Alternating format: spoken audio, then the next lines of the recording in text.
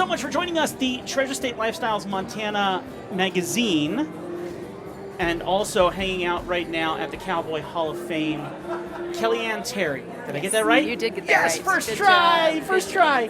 Now, you played MC Yes. for an event this morning. Can you tell me a bit about the event this morning? So the event today was the induction. We've been inducting cowgirls and cowboys and horses and all kinds of things since 2008, and when the organization was first formed.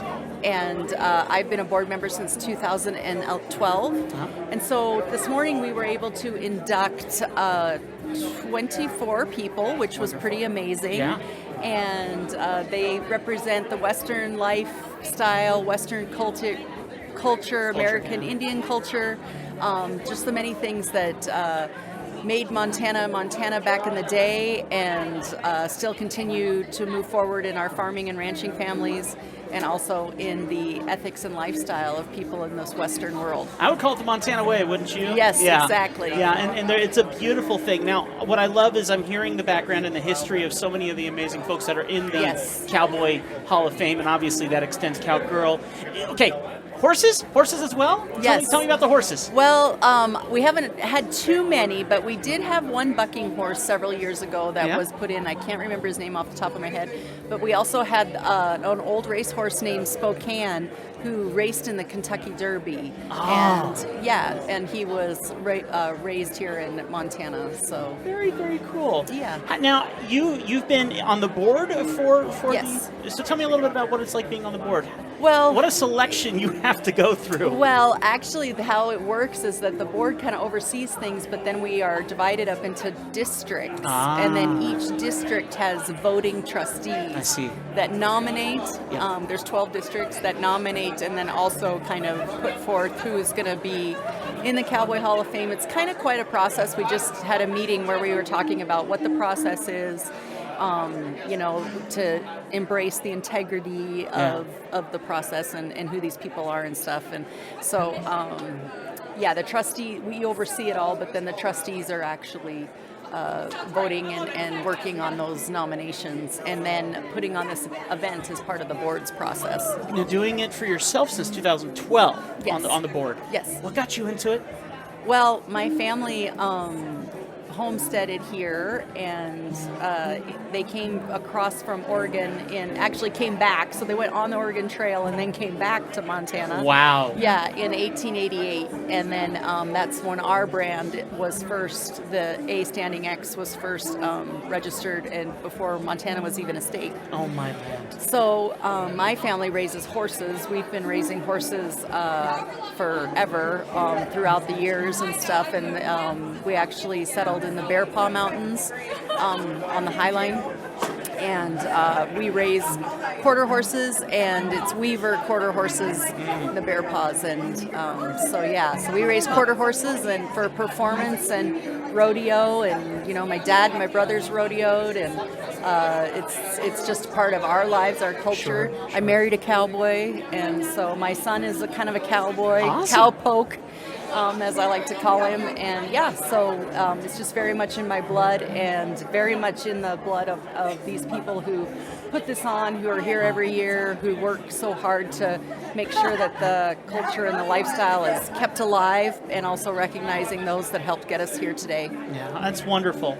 Now, you did the induction announcement this morning? Yes, so what I did was we inducted them, and I read the bios, which you can go to our website, the Montana Cowboy Hall of Fame website, and it will have all of the bios of all the years and all the people and animals that have been inducted since 2008. Awesome. And also that's what you'll find in your magazine, the Treasure State Lifestyle, which is the stuff that they have done this year. So everybody's bio is in there, but you can find extended bios and those who were inducted in the past.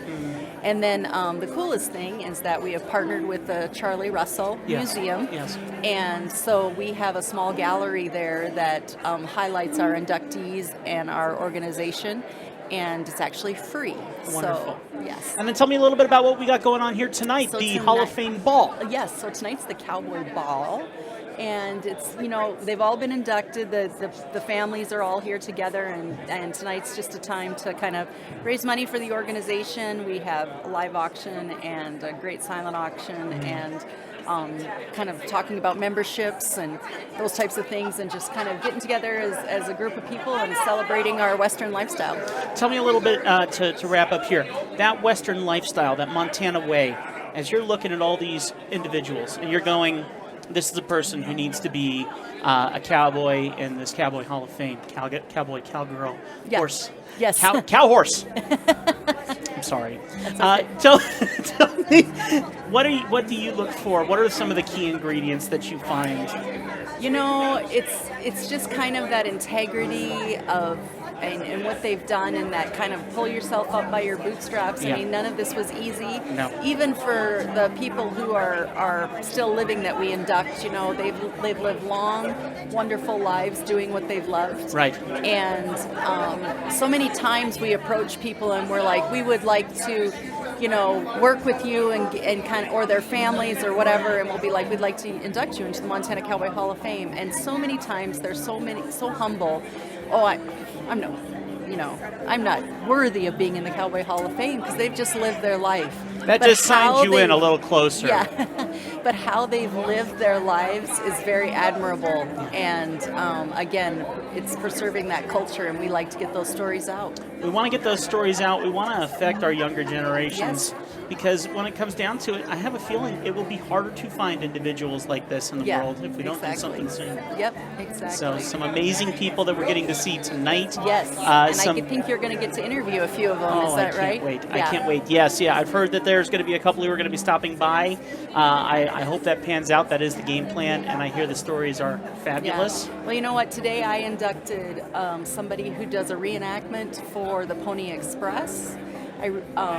Somebody who reenacted local and Montana history, some brand inspectors, some old rodeo cowboys, some women who worked, in the homestead and homesteaded on their own and became teachers, and it was pretty amazing, the stories that came out today.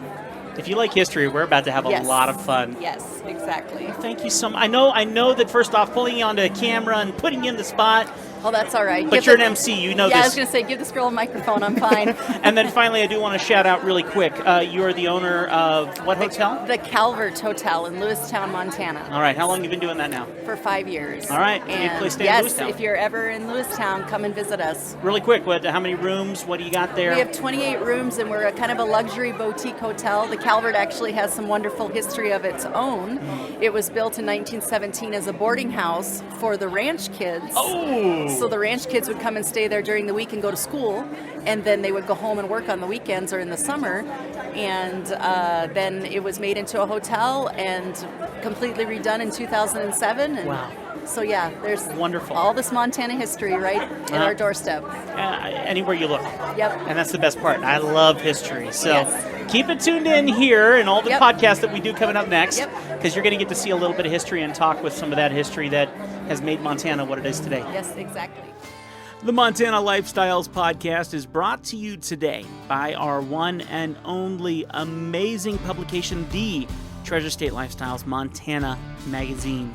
Just like our podcast, the magazine is made for Montanans by Montanans and gives you that Montana lifestyle, looking at so much incredible content. All you got to do is open up the magazine and find some inspiration on every single page. Now, before you think you can only get this magazine in stores, by the way, it is free and once a month. Make sure that you go check out treasurestatelifestyles.com to see their digital platform. That's right, you can go and see the latest publication before it even goes to print. Go and check it out, treasurestatelifestyles.com, treasurestatelifestyles.com. And if you happen to send them a message, let them know that you like the podcast. It would mean a lot to me. Thank you so much.